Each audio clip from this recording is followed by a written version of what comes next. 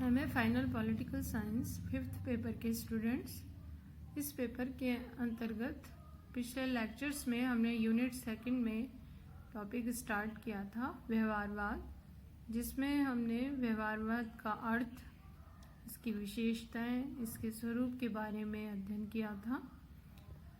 और हमने ये देखा था पिछले लेक्चर में कि ईस्टर्न के अकॉर्डिंग व्यवहारवाद क्या है और उन्होंने जो इसकी खास विशेषताएं बताई हैं वो हमने पढ़ी थी। आज हम जो टॉपिक पढ़ने जा रहे हैं वो है व्यवहारवाद का मूल्यांकन। व्यवहारवादी उपागम का जो हमने अध्ययन किया, किर्कपैट्रिक, डेविड ईस्टन इत्यादि विचारकों के अनुसार उसमें बहुत सी कमियां हैं और बहुत सारे उसके आलोचना विभिन्न प्रकार से विभिन्न विचारकों के द्वारा की गई है। जब हम इसका मूल्यांकन करते हैं, एवोल्यूशन करते हैं, तो इसके दोनों ही पक्षों का अध्ययन हमें करना आवश्यक हो जाता है। आलोचना भी हम इसकी देखेंगे और इस उपागम का दृष्टिकोण का महत्व क्या है हमारे विषय के लिए, ये भी हम इस मूल्यांकन के अंतर्गत इसमें चर्चा करेंगे। व्यवहारवाद की सर्वप्रथम हम देखेंगे कि विभिन्न आधारों पर आलोचना की गई है। इसमें बहुत सी कमियां बताई गई हैं जो डेविड ईस्टन ने जो दृष्टिकोण दिया और अन्य विचारकों ने जो इसकी व्याख्या की, उसमें एक तो जो बहुत बड़ी कमी और आलोचना का विषय रहा वो ये कि ये बहुत ही अत्यधिक शब्द आडंबर से भरपूर है। अपरिचित शब्दावली का इसमें प्रयोग किया गया है और इसमें निरर्थक दलीलें देते हुए शब्दों का प्रयोग किया गया है। Doctor SP. वर्मा का मानना है कि तटस्थता और निष्पक्षता प्राप्त करने के लिए अनुभववादी सिद्धांतवादियों ने एक नया उलझाने वाला और फूअड़ शब्द जाल आविष्कृत कर लिया है, तो इसलिए इसको बहुत अधिक भ्रमित करने वाले शब्दावली वाला दृष्टिकोण माना जाता है। दूसरी इसकी जो आलोचना है वो ये की जाती है कि राजनीतिक व्यवहार की धारणा ही गलत है। व्यवहारवादी मानव व्यवहार के अध्ययन पर बल देते हैं, लेकिन मानव व्यवहार का विज्ञान प्रस्तुत करने में यह दृष्टिकोण असमर्थ रहा है। सिर्फ मानव व्यवहार के सामान्य नियम ही खोजता रहा है और आलोचक इन्हें सामान्य नियम खोजने वाला एक दृष्टिकोण ज्यादा मानते हैं और वास्तविकता से ये भ्रमित हो जाता है। तीसरी जो आलोचना की गई है वो ये कि राजनीतिक विज्ञान विशुद्ध विज्ञान नहीं हो सकता। प्राकृतिक विज्ञान की भांति हम राजनीतिक विज्ञान को विज्ञान नहीं बना सकते। राजनीतिक विज्ञान अत्यधिक जटिल है, परिवर्तनशील विषय है और इसमें विशुद्ध विज्ञान की भांति न तो मापन हो सकता है और न सत्यापन किया जा सकता है। कार्ल पॉपर ने भी माना है कि राजनीतिक वैज्ञानिकों की भविष्यवाणियां अगर मगर की स्थिति से आगे नहीं जा सकती।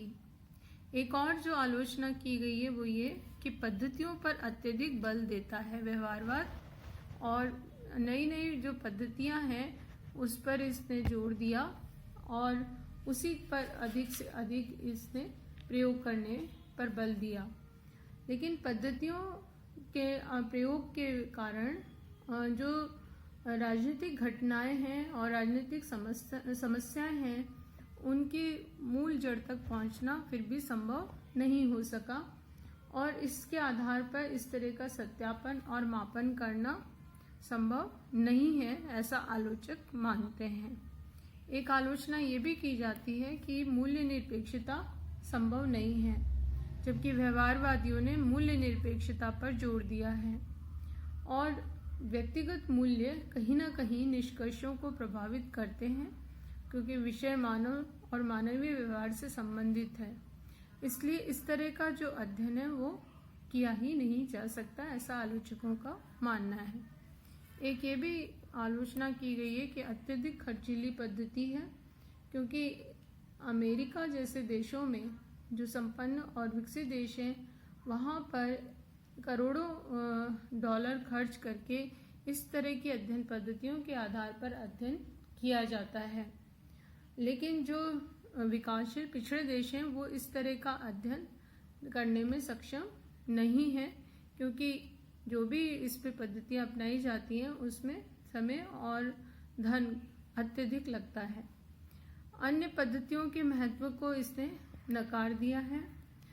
जो पूर्व में प्रचलित थी हमारे विषय में, वर्णनात्मक ऐतिहासिक पद्धतियाँ जो आवश्यक है हमारे विषय के लिए, लेकिन व्यवहारवाद में इन सभी जो पूर्व में प्रचलित पद्धतियाँ थी उनको नहीं अपनाया जाता, जिसकी वजह से हमारे विषय का ज्ञान अधूरा रह जाता है। तो हमारा विषय जहाँ क्या पर निर्भर करता है उसके साथ साथ क्या हो चुका भी पढ़ना आवश्यक है और क्या होना चाहिए वो भी आवश्यक है। तो भूत और वर्तमान और भविष्य तीनों ही कालों का अध्ययन आवश्यक है, इसलिए जो अन्य पद्धतियां हैं उनका प्रयोग भी आवश्यक है, जबकि व्यवहारवाद इसको नकारता है और आलोचक इसकी आलोचना करते हैं। एक आलोचना ये भी की जाती है कि सूक्ष्म अध्ययन के निष्कर्षों को बृहद स्तर पर लागू करना गलत है। सैम्पलिंग मेथड और अन्य प्रकार की जो वैज्ञानिक पद्धतियों का प्रयोग व्यवहारवादियों ने किया है उसके द्वारा जो सूक्ष्म अध्ययन है कुछ लोगों पर किए गए अध्ययन को संपूर्ण समाज पर लागू करने का प्रयास व्यवहारवादियों ने किया, जिसे वृहद स्तर पर लागू करने का काम किया गया, और ये उचित नहीं है क्योंकि वो निष्कर्ष गलत हो सकते हैं। और आलोचक मानते हैं कि इस तरह के सूक्ष्म अध्ययन को वृहद स्तर पर लागू करना नहीं चाहिए और वो सही नहीं हो सकता।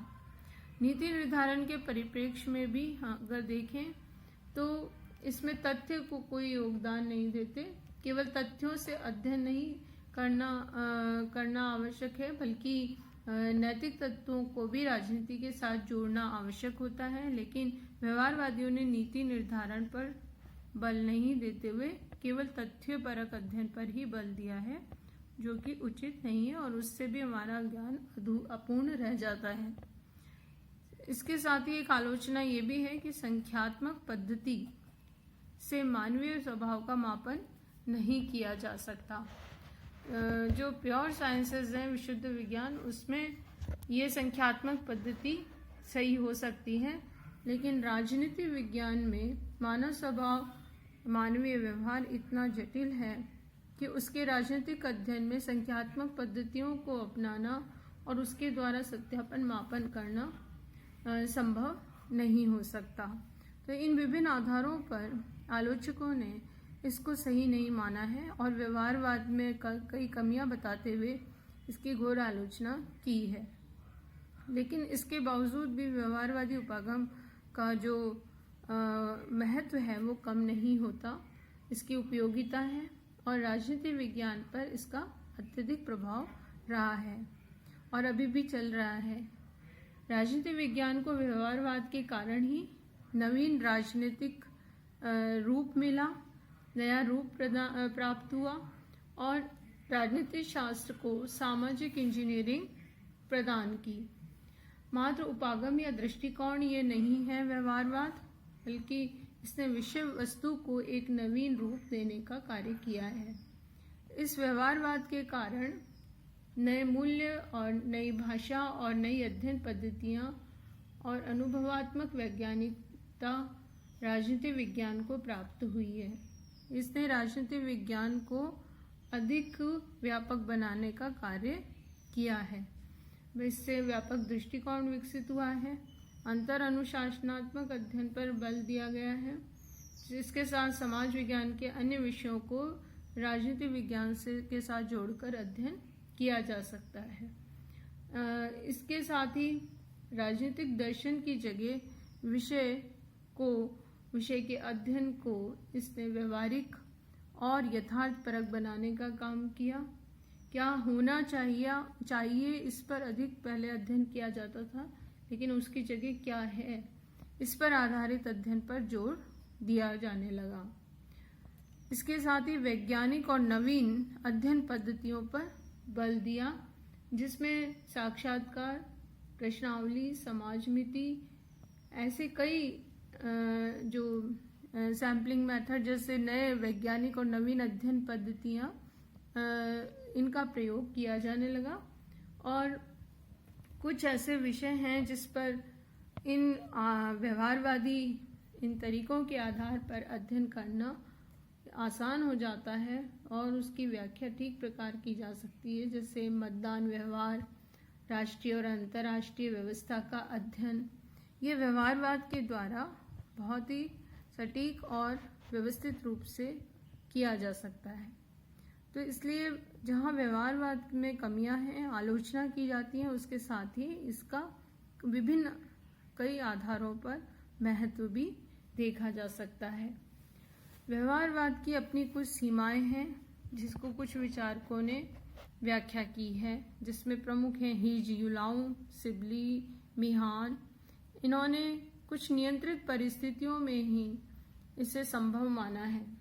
हीज युलाउ ने अपने लेख सेगमेंट्स ऑफ पॉलिटिकल साइंस, इसमें उन्होंने व्यवहारवाद को अध्ययन योग्य माना है, लेकिन उन्होंने कुछ नियंत्रित परिस्थितियों में इसे उपयोगी माना है। सिबली ने भी इसकी कुछ सीमाएं बताई हैं कि एक तो मूल्य निरपेक्षता संभव नहीं है, इसमें जो राजनीतिक अध्ययन है उसमें मानव व्यवहार की व्याख्या नियंत्रित परिस्थितियों में ही संभव है। भविष्य में मानव व्यवहार का पता समान परिस्थितियों में ही हो सकता है। समान अवधारणाओं को प्राप्त करना कठिन है जो कि पर्यवेक्षक और पर्यवेक्षित दोनों के लिए अर्थपूर्ण हो। कभी कभी व्यवहारवादी अध्ययन की अवधारणा से ऐसी अध्ययन अवधारणाएं विकसित करते हैं जिन्हें व्यवहारवादी तरीके से प्राप्त नहीं किया जा सकता। नीति निर्माण में भी व्यवहारवाद का उपयोग सीमित है। परिस्थितियां परिवर्तित होती रहती हैं, मानवीय व्यवहार बदलते रहते हैं, इसलिए अंतिम जो निष्कर्ष है वो निकालना भी संभव नहीं है। गंभीर समस्याओं को इसके द्वारा हल नहीं किया जा सकता और उसमें व्यवहारवादी कल्पनावादी बन सकते हैं और वास्तविक समस्याओं से व्यवहारवादी दूर रहे। तो सिबली का ये मानना है कि व्यवहारिक, वैज्ञानिक और विशुद्ध दृष्टिकोण प्राथमिक मूल्यों और इतिहास के विज्ञानेतर निर्णयों के द्वारा शोधित किया जाना चाहिए। अर्थात क्या हो सकता है के अलावा क्या हो चुका है और क्या संभव है, ये सभी जानना आवश्यक है। इसी तरह मिहान का ये मानना था कि हम समझ साधनों के द्वारा अनुभववादी ज्ञान को प्राप्त करें, किंतु उसे पूज्य न बना दें। तो इसलिए ये तीनों ही विचारकों ने का अगर हम सार देखें तो इनका ये मानना है कि व्यवहारवाद काफ़ी उपयोगी है, महत्वपूर्ण है, लेकिन हर विषय, हर परिस्थिति का ज्ञान व्यवहारवाद के द्वारा ही संभव नहीं है।